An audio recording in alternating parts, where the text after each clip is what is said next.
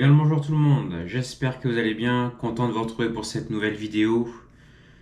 Je sais que je suis pas trop actif, mais j'avais déjà expliqué que j'ai pas envie de filmer toujours la même chose, toujours les mêmes portions, les mêmes paysages. Et là par chance, on a eu un voyage dans l'état de Washington, ça faisait 2 ans que j'avais pas mis les pieds là-haut. Donc là vous allez avoir des images de tout ce qui est côte nord-ouest américaine. Il y a même des endroits où je ne suis jamais passé, une petite section de la route 29 là. Donc en gros, je découvre en même temps que vous, hein. Donc vous allez voir les paysages. Fin Dakota, une petite portion du Montana que j'avais jamais faite. Puis après tout le reste, Nord Montana, Idaho, puis l'État de Washington, je connaissais. Ça fait vraiment plaisir de retourner dans ces endroits-là, là. Et comme vous pouvez le voir au titre, oui, j'arrête le team. Donc je vais l'évoquer dans la vidéo. Je vais évoquer un peu les dernières actualités depuis que j'ai pas fait de vidéo. Donc on a changé de camion. On a une caméra intérieure. On en avait déjà une, c'est juste qu'on avait un bout de scotch pour notre vie privée, mais on a dû la retirer. Je vais revenir en détail dessus.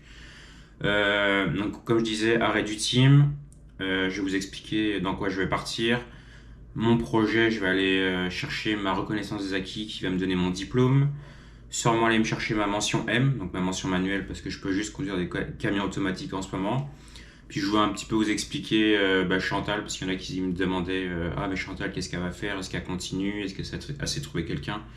Je vais tout vous expliquer dans la vidéo. Donc je vais parler de chaque catégorie que j'ai citée plus tôt, et entre chaque catégorie, je vais vous mettre des petits paysages. Comme ça va être agréable à regarder, ça va faire une petite coupure. Objet de tout refilmer chez moi parce que le micro était mal plugué dans la GoPro, qui fait que les audios c'est horrible. En fait, on n'entend rien, on n'entend que le bruit du moteur.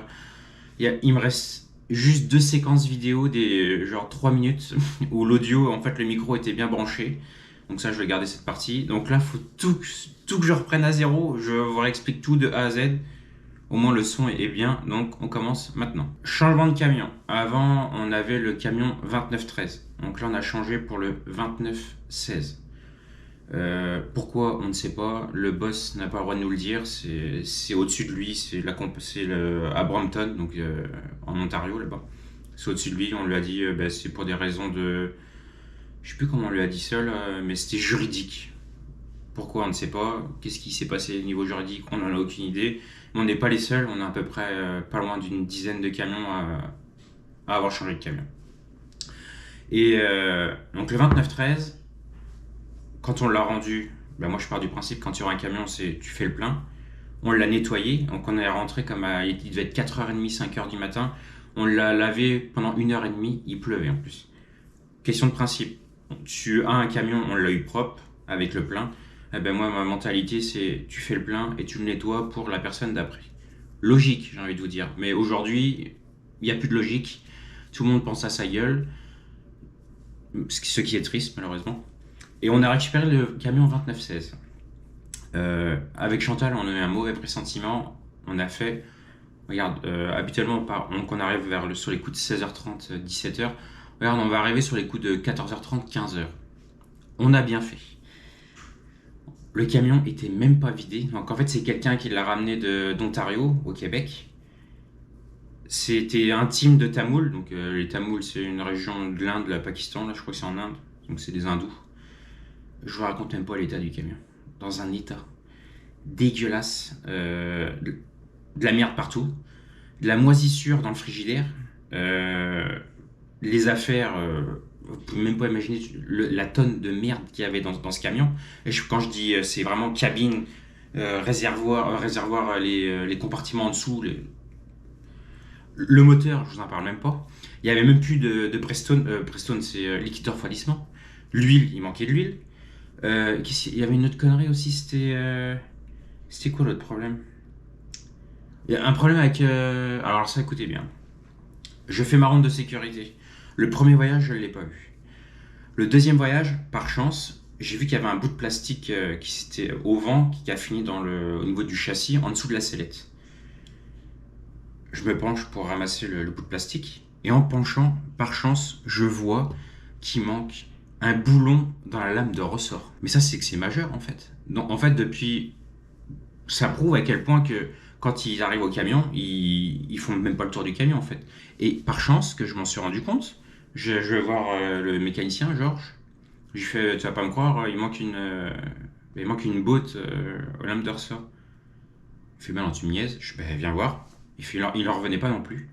Donc bon, il avait plus de boulons normaux, ce qui fait qu'il a mis un doré. Il a mis un coup de bombe de peinture dessus, par chance. Et qui c'est qui s'est fait contrôler 2 jours plus tard au port d'entrée en Utah? C'est Chantal. Inspection aléatoire. Donc il faut qu'on aille dans le bâtiment à côté. Tu rentres. Bah, c'est comme si tu allais aux mines en fait. Comme l'entretien annuel dans le véhicule. Et ils ont fait le tour du véhicule et on a eu l'inspection de niveau 4. Et niveau 4, il se spécifie sur une chose du véhicule. Et là, c'était le système de freinage. Par chance, le camion sortait juste de chez Volvo parce que on a récupéré le camion. Je vous dis, c'était ça qui manquait, les freins. Quand tu freinais trop fort, en fait, ça claque et ça déportait, je crois, sur la gauche ou sur la droite. Ce qui fait que le camion avait besoin d'un réglage de frein. Et par chance, la semaine d'avant, on n'a pas travaillé, donc il est parti chez Volvo, ils ont tout refait. Et 2 jours après, on se fait contrôler en Utah pour le système de freinage. Je peux vous dire qu'on est chanceux parce que on n'aurait pas fait ça, j'aurais pas trouvé le boulon pour les lames de ressort. J'exagère, mais on y serait encore. Mais je peux vous dire, on aurait attendu longtemps parce qu'il faut appeler une voiture pour nous réparer en fait. Donc quelqu'un serait venu remettre un boulon dans la lame de ressort. Et à mon avis, je pense qu'il aurait fallu que le camion aille dans un garage pour le réglage des freins.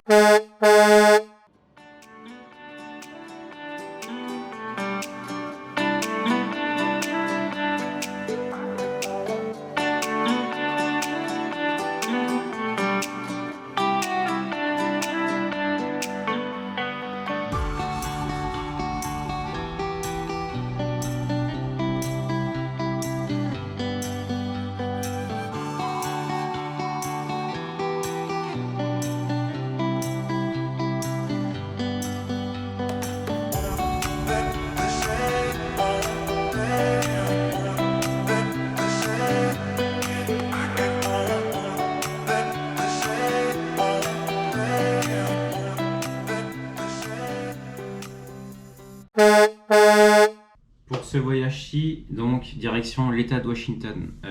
Donc la semaine passée, un petit peu avant la semaine passée, il y a 8-9 jours, Chantal a appelé au bureau. On n'a pas de voyage, c'est mort, vous êtes 7 teams à attendre pour partir, vous êtes les premiers. Parfait. Chantal a insisté, elle a rappelé pour savoir s'il y avait des voyages. Et notre dispatch Rostam nous a dit j'ai un voyage pour Tacoma dans l'État de Washington, est-ce que tu le veux? Chantal a fait ouais, je vais le prendre. Moi, j'en connais un qui va être content.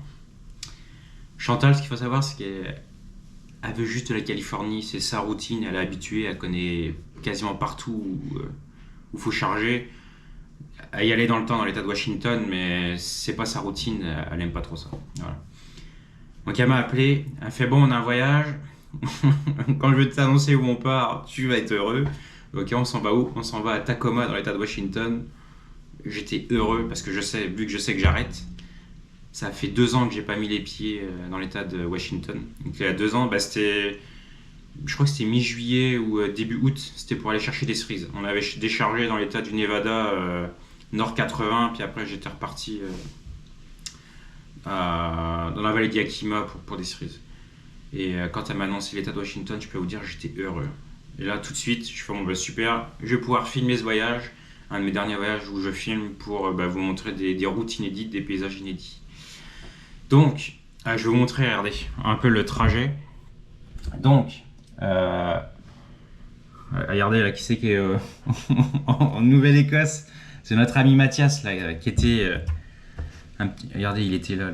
Il était sur Terre-Neuve, l'île de Terre-Neuve. 7 à 8 heures de bateau. Là. Je peux vous dire, il est chanceux. Là. Il a un beau petit voyage. Là.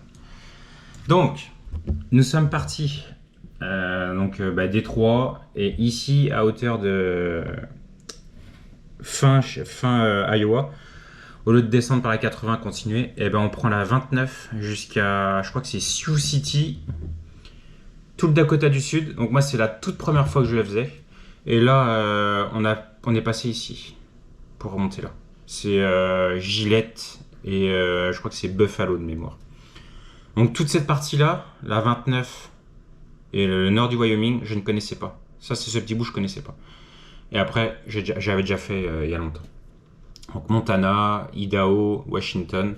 Donc Tacoma, c'est la banlieue sud de... Je vais vous montrer, je zoome un peu. C'est la banlieue sud de Seattle, si vous regardez. Voilà, on est vraiment juste à côté. Et après, on est allé à Prosser, donc exactement dans ce coin-là, dans les champs. Là. Et vous voyez, on est vraiment à la frontière de l'Oregon. Puis après, sur la route du retour, on descend l'Idaho, on descend par Boise. Ça nous fait ramener au nord de Salt Lake City, puis après la route habituelle, Wyoming, Nebraska, Iowa, etc., etc., etc. Puis on s'est arrêté donc à Brampton, donc banlieue de Toronto, là, pour décharger la remorque. Voilà. Ça vous fait un petit aperçu. Et alors, ce qu'il faut savoir, on avait 15, je crois que c'est 13 palettes dans le 13 ou 15 palettes dans le camion, vide. Hein. J'avais les chargés aux 3 quarts à peu près. Poids total, 2 tonnes. 2 tonnes.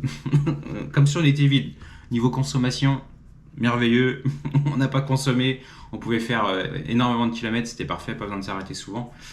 Et par contre, le numéro d'entrée, donc en fait, ce qu'il faut savoir quand tu traverses la douane aux États-Unis, pareil quand tu rentres au Canada, pardon. Donc quand tu vas aux États-Unis, ça te prend un ACE. Donc le ACE, en fait, c'est le client envoie les papiers au broker. Donc le broker, c'est au niveau de la douane. Nous, AGC, de notre côté, on envoie les informations du véhicule, donc véhicule, remorque, information, donc le nom du team, donc les 2 chauffeurs. Tout ça au broker, et après le broker enregistre ça dans le système, et ça va donner un numéro d'entrée. Sauf qu'arrivé à Windsor, donc Windsor c'est frontière où on traverse l'Ambassador Bridge, on a Détroit, ça là, juste avant la douane, on a dû s'arrêter à Windsor. Pourquoi? Parce qu'on n'avait pas de numéro d'entrée. On a attendu 12 heures. Oui, vous avez entendu, 12 heures d'attente. Pourquoi? Parce que le client a mal envoyé les papiers, il n'avait pas envoyé le bill of lading, le bon de livraison, pardon. Ce qui fait que nous, on attendait. On a relancé. On a contacté les dispatchs de nuit à Brampton pour on attend en fait. Et en fait, ça, ils ne pouvaient rien faire. Pourquoi? Parce que le client a mal envoyé les papiers. Donc on a perdu 12 heures déjà. Et ça, c'est ce qui m'a un peu embêté, c'est que moi, dans ma tête, si je calculais, je faisais Montréal-Détroit. Chantal faisait Détroit à Shelby, donc fin Iowa. Et moi, je faisais après le fin Iowa. Et c'est moi qui faisais tout le Dakota du Sud. Je n'ai jamais fait le Dakota du Sud. Je l'aurais vu en plein jour. Et bien là, vu qu'on a attendu 12 heures, ça a tout décalé. Ce qui fait que c'est moi qui ai emmené ça jusqu'à fin Iowa. Et c'est Chantal qui a fait la section fin Iowa, tout le Dakota du Sud et le petit bout du Wyoming. Donc là, je me suis levé. Il fallait que je dorme, mais je me suis levé sur la fin pour avoir la chance de voir le Dakota du Sud. Donc je sais que le Dakota du Sud, le début, c'est que des plaines, c'est un peu comme le Wyoming, c'est vide, c'est désert. Donc moi j'ai juste vu la fin en vidéo, vous allez juste voir un petit peu la fin du Dakota du Sud. Donc caméra intérieure. Dans le fond, avant on avait un bout de scotch pour notre intimité, notre vie privée. Et depuis un mois et demi, 2 mois, je crois que c'est début juillet, ouais, on va dire un mois et demi.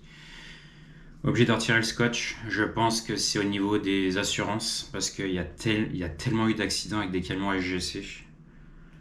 Je peux vous dire, dans la cour, il y avait 2-3 camions et c'était pas beau à voir. Et encore la semaine dernière, en retour, quand tu quittes le Nebraska pour rentrer en Iowa, on dit que tu as passé Omaha, Council Bluff, 10 minutes après, il y a une zone de travaux où ça rétrécit drôlement. Je peux vous dire, je pense, entre le pont et le camion, une main de chaque côté, là, pas loin en tout cas.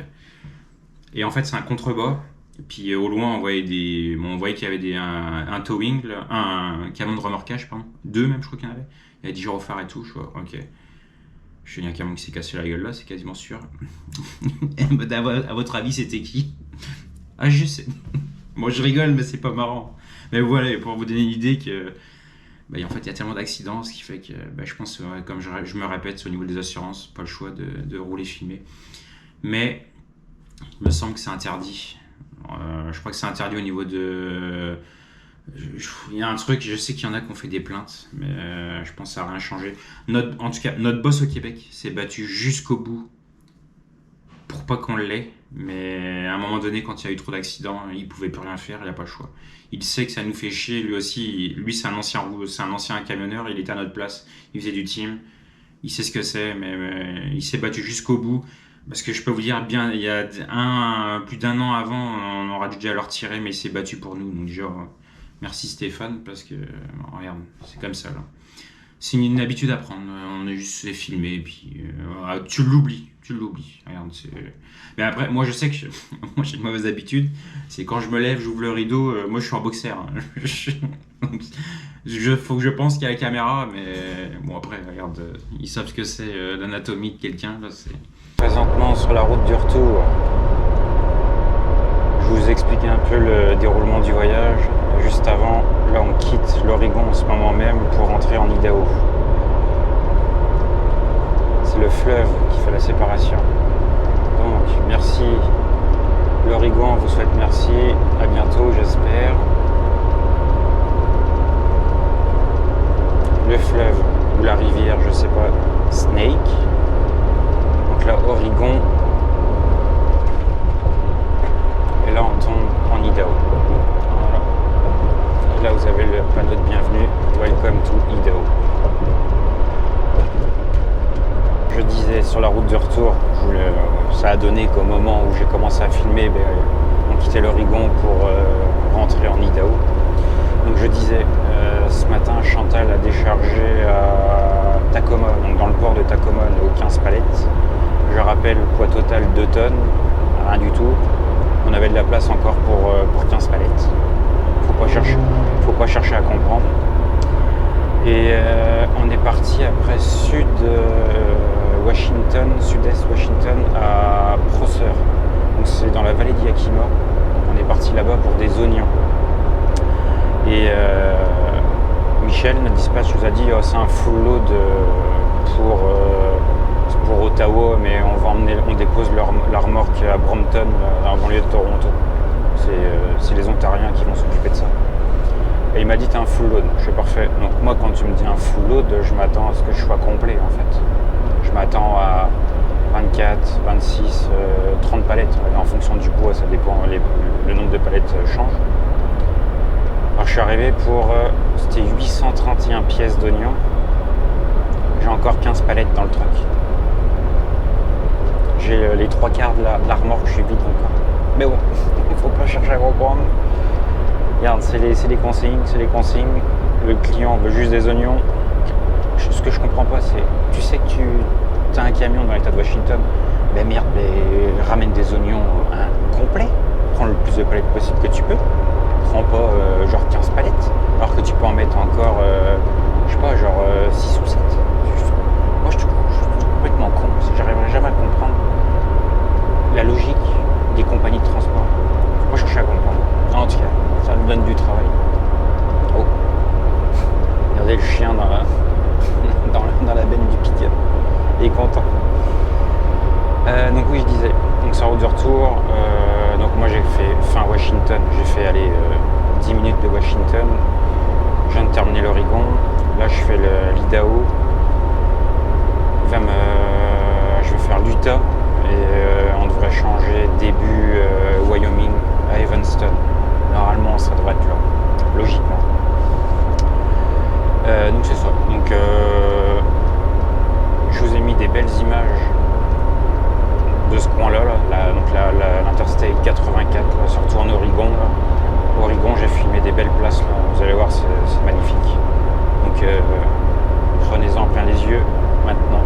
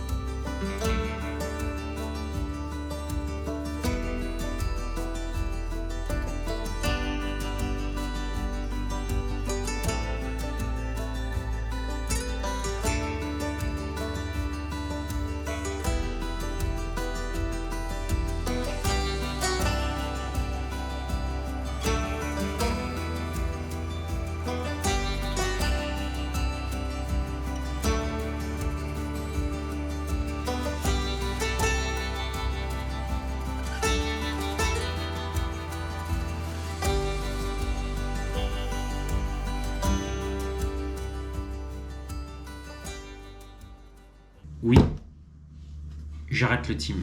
Donc après, en plus, ce voyage-ci, ça a fait 3 ans avec Chantal. C'était le 15 ou le 16 août. Ça a fait 3 ans qu'on roulait ensemble. Et il est temps pour moi d'aller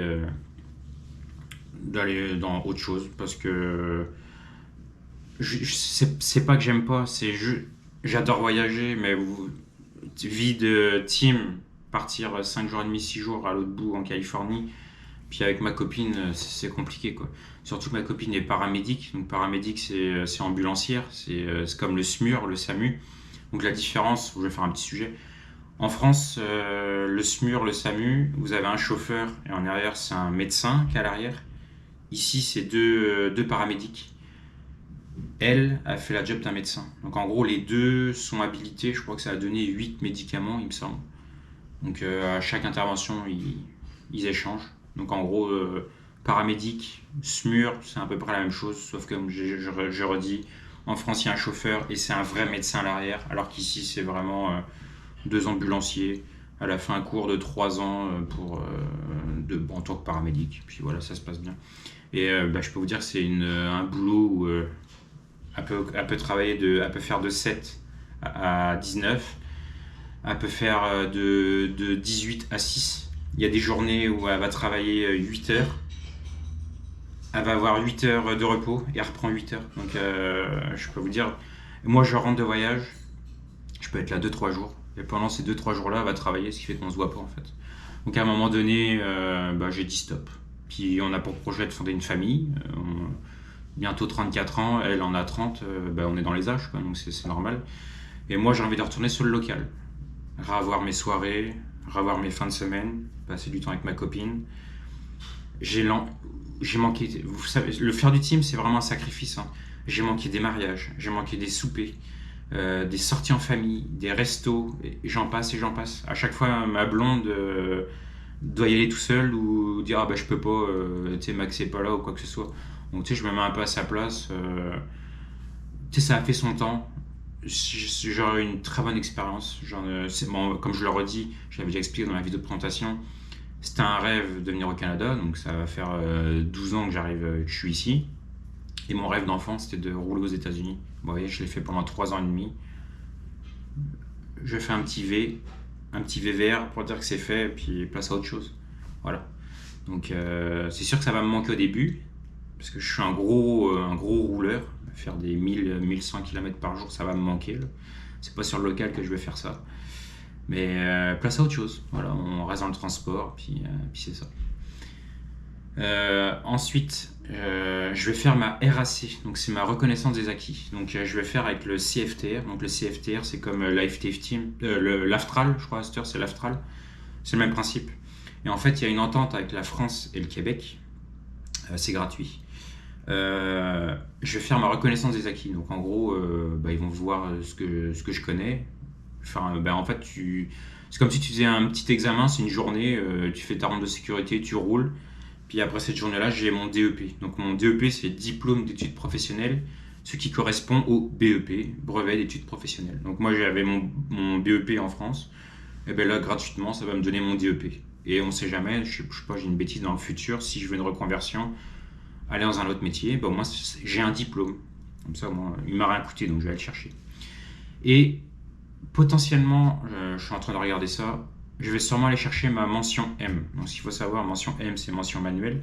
Moi, j'ai juste ma mention F. Mention F, c'est pour le système pneumatique, donc les freins. Je suis juste habilité pour le moment à conduire automatique.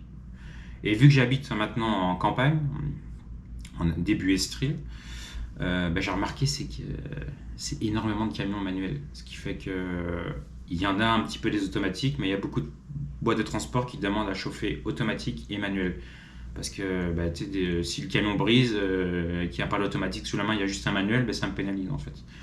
Donc je pense que je vais aller chercher ma mention pour avoir plus d'opportunités d'emploi. Et la chose bien, c'est que avant le voyage de l'État de Washington, partir, j'en ai parlé à Georges, le mécano. Il m'a dit tu pars et tout. Je il me reste deux voyages, puis qu'est-ce que tu vas faire et tout. Donc, et là, j'ai expliqué que j'allais chercher ma mention M. Il m'a dit t'as pas ta mention M toi? Je fais non. Il me fait là, je pars en vacances, mais dès que je rentre, un dimanche ou même avant de partir en voyage, tu viens plus tôt. Je vais te faire pratiquer avec un camion dans la cour, vu que la cour est assez grande, et il m'a expliqué, on va te faire travailler. Alors ce qu'il faut savoir, c'est plus compliqué de passer les vitesses en solo qu'avec une remorque, parce qu'en remorque, il faut le temps de s'élancer, c'est beaucoup plus long, donc ça prend un petit peu plus de temps pour passer les vitesses, alors que là, vu que tu es bobtail en solo, ben, c'est direct. Il m'a dit, quand tu vas avoir, au bout de peut-être, on va faire 2-3 cours de peut-être 2-3 heures, tu vois, puis à force tu vas l'avoir, tu vas avoir, et dès que tu vas avoir le coup de main, ben, c'est plus facile de l'avoir sur un camion solo qu'avec une remorque. Puis après, vu que je vais avoir des bases, eh ben, ça va me permettre de moins acheter de blocs d'heures au CFTR. Alors oui, ce qu'il faut savoir, c'est une heure au CFTR c'est $200 de l'heure. Parce que tu loues le camion, le fuel et le moniteur. $200 de l'heure, vous imaginez? Le moniteur m'a dit, on a une petite estimation, il m'a dit, ça se trouve, tu vas peut-être avoir besoin de 8 à 10 heures. Et ça se trouve, tu vas peut-être avoir besoin de moins. Tu vois, donc ça va dépendre de si tu as le coup de main tout de suite ou pas. Donc voilà, donc ça, je suis en train de me renseigner en ce moment. Normalement, ils sont censés me donner des nouvelles dans la semaine. Donc voilà un peu. Donc je vais quitter le team à longue distance pour retourner sur le local. Rentrer tous les soirs chez moi, ça va faire un bien fou. Ensuite, Chantal. Donc Chantal a continué le team, bien sûr. Ça fait, je pense que ça fait plus de 10-15 ans qu'elle fait du team. Puis elle aime ça. Et par chance, donc là quand je lui ai dit que je partais, je peux vous dire, elle est triste. Vous savez, quand ça fait 3 ans que vous roulez avec une personne, vous la connaissez, vous savez comment elle roule, vous savez comment on sait comment on s'entraide, on sait comment l'un travaille et l'autre travaille. C'est une chimie qui s'est créée en 3 ans, c'est comme le maillon de la chaîne en fait. Et malheureusement, la chaîne, c'est moi qui la brise malheureusement. Mais moi, elle est compréhensible, c'est que je veux fonder une famille, je veux retourner sur le local. Elle sait très bien, elle a déjà rencontré ma copine Justine. Elle sait, donc elle savait que ça allait arriver. Normalement, j'aurais dû arrêter l'année dernière déjà, mais j'ai repoussé d'une année l'échéance. Et donc Chantal continue, et par chance, ça a donné qu'elle va retomber avec son formateur. Donc son formateur, c'est lui, quand elle a fait son premier voyage en team, elle était avec ce monsieur-là, donc Richard. C'est ce monsieur qui a formé Chantal il y a 15 ans, je crois, 10-15 ans. Et là, il va chez HGC pour rouler avec Chantal. Donc Chantal, déjà, est rassurée parce qu'elle connaît assez avec qui elle va. Donc il sait comment roule Richard, il sait comment il travaille, pardon. Parce que je peux vous dire, que j'avais déjà expliqué, quand tu changes de coéquipier, au début tu dors pas, tu sais pas comment il conduit, tu sais pas comment il travaille, c'est une question d'habitude. Au début, je l'avais déjà expliqué, au début c'était comme ça avec Chantal. Et au fur et à mesure, quand vous connaissez la personne, vous avez la confiance est là, et puis après vous dormez sur vos 2 oreilles. Voilà, donc j'ai résumé toutes les parties que j'avais expliquées en début de vidéo. L'avenir de la chaîne, j'en ai encore aucune idée. Ça va vraiment dépendre de ce que je fais après. Donc là, il me reste 2 voyages. La dernière de août, la première d'octobre. Ensuite, j'arrête. La deuxième semaine de septembre, normalement, je vais essayer de m'arranger pour faire ma reconnaissance des acquis, s'il y a de la place. Passer ma mention M. Les 2 dernières de septembre, normalement je rentre en France pour vacances, voir un peu la famille. Puis après, retour sur le local. Ça va vraiment faire du bien. J'ai quand même hâte de retourner sur le local. Donc comme je disais, la chaîne, peut-être que c'est la dernière vidéo, j'en ai aucune idée. Si c'est le cas, je vous la laisse ouverte. Si ça vous prend l'envie d'aller regarder les vidéos, voyager et tout, faites-vous plaisir. Parce que comme je répète, à la base, la chaîne, je l'avais créée pour moi, pour plus tard, pour me faire des souvenirs.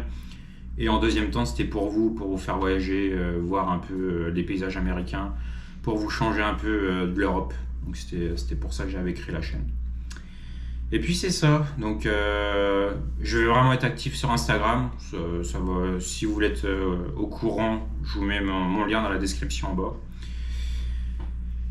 Et on verra ce que le futur en décidera, si je continue ou pas. Donc à la prochaine, j'espère. Sinon, ça sera sur Instagram. Puis je vous souhaite une bonne continuation à vous. Bonne journée tout le monde, salut.